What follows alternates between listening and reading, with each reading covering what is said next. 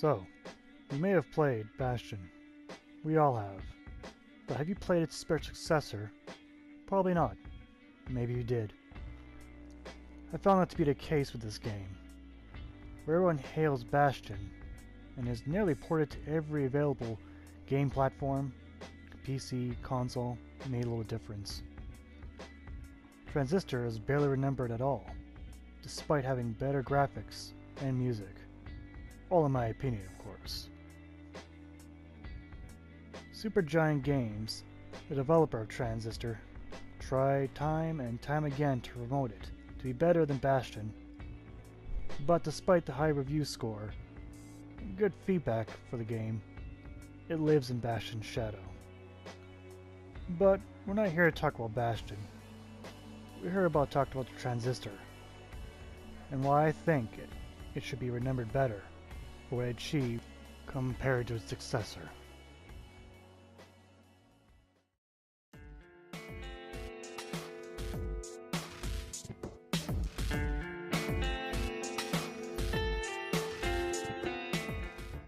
So you start the game, and everything's gone to hell. The people are dead, some are on the run, but you are Red, a famous singer, in the city of Cloudbank, a digital wonder and a utopia of civilization, or so it was. Cloudbank is maintained by The Process, a line of robotics used everywhere from repairs to entertainment. But what went wrong? Well, the Camerata happened. A select few people looking for political power, and usually gets what they want in the end. But Red was never in their favor, and when she started protesting against them, they even tried to take her out of the picture. At first they tried to brush Red aside, but she proved to be too influential, and shortly resorted to violence. The Camerata didn't want to lose the influence of Red, so they had created the Transistor, a blade to preserve an individual after they're dead, personality-wise in their voice. With information so easily falsified in a digital utopia, the Camerata used the Transistor to use the voices of people to their advantage to win over everyone else. But that never happened. The Camerata used the process to take control by force for reasons unknown.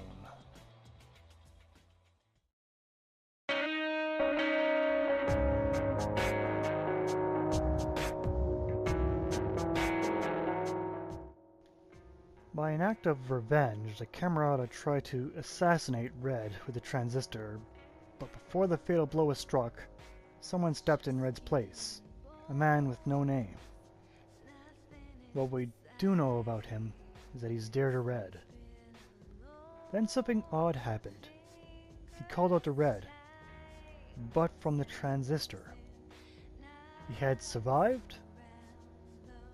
No matter. With what's left of him, Red takes the Transistor and heads back into Cloudbank for answers. Transistor, at first, plays like Bastion in its open world kind of idea, but with a similar art style, but then the combat starts and it takes a whole different direction. In combat, you choose between 4 different powers, but to properly use these powers, you have to pause time and plan out your moves. But you can only plan a couple of powers at a time, and moving while time is paused will drain that from that moveset. After executing your planned attack, your ability to pause time and attack will be temporarily disabled. If you didn't plan properly, you'll find yourself a sitting duck in no time at all. There are more abilities for you to equip, the surplus of other abilities for you to buff your set equipped abilities. It's pretty simple when you get into it. You can either go for raw fight power, or add extra fixed abilities to charm enemies, for instance. The enemies Red faces come in many shapes and sizes, from the big jerks to the shield-producing cheerleaders. You gotta love these names. But they all work together against you, who is alone against the process. But now I want to talk about the music. Composed by Darren Korb, I believe that's how it's probably pronounced, it is truly unique. Like a trail mix of rustic and progressive music. Never thought such a thing would be, feasible. And with just a hint of soft tracks mixed in.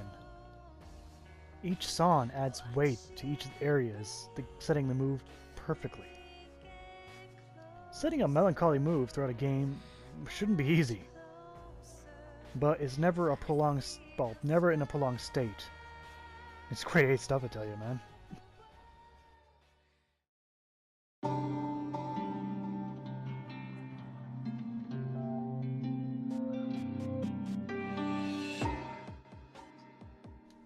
Despite my praise of Transistor, I was late to the party on this title, with my schedule and all. With not a whole lot of time, me, like so many, just didn't give it the time of day. But when my internet went out for a week, I was left only a few handful of games to play, Transistor being one of them. I figured it was the perfect time to get started. I wish I started sooner. The whole experience felt almost seamless, even though the environment slowly changed around you and never actually felt like you were in another place. In a good way, mind you. The art style was crisp but colorful, which complemented the story, which took a minimalistic approach, with enough to satisfy curiosity and wonder. But no game is perfect in design. But Transistor nearly is, at least in my opinion. I had a lot of trouble just trying to nail down any complaints about the game. The combat is fluid, the art and story are very appropriate, the length of the game is perfect, but there is one problem. To come full circle, it's because of Bastion. That's the reason why Transistor isn't perfect. I'm not saying Bastion is bad, no. I'm saying Transistor has made the mistake of using the Bastion formula of design. If Transistor came first, it would probably be hailed as a 100% perfect game. So the only fault I can give it is its birthright, which doesn't feel right, but it's the biggest obstacle I see before Transistor.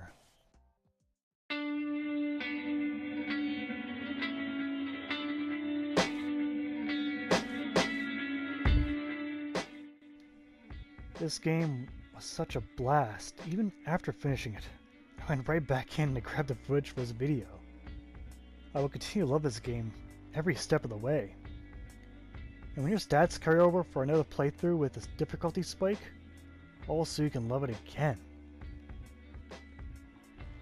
Maybe you can love this game too. You don't need to. I'm not telling you to do anything. But you won't need my help finding this. This game's on plenty of platforms. Maybe not as much as Bastion, but at least half as much. And for pretty much a low price these days too. If you like Bastion, you have to give this game a try. You won't regret it. Before I go, since this is a review of sorts, I should score this game. Not that I like scoring, but it helps me focus my overall feelings in the game. So I'll grade it on these basic categories with gameplay, art style, or pretty much art design, could go either way, story, the pace, and music. And it should be no surprise to give every category a 10. 50 out of 50, in my book anyway. Like I said, I call this game nearly perfect. The only thing wrong with it is simply in the shadow of Bastion. But hey, my name's ST, and this is just my personal feelings on this game. Whether you get it or not, that's entirely up to you. But I'll at least tell you one thing, I thoroughly enjoyed it. Thank you for your time, and thank you for watching. Hope to see you guys next time. Take care.